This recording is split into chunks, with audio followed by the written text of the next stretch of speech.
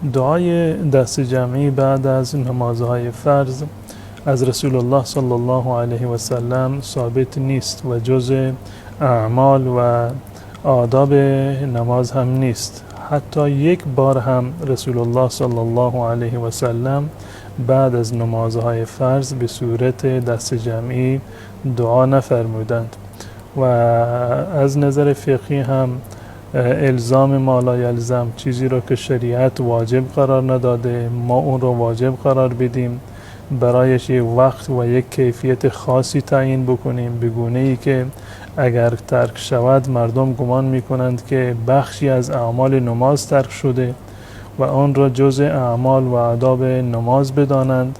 و به اندازه یک فریضه بر آن التزام داشته باشند. این عمل رو در محدوده بدعت ها وارد می کند.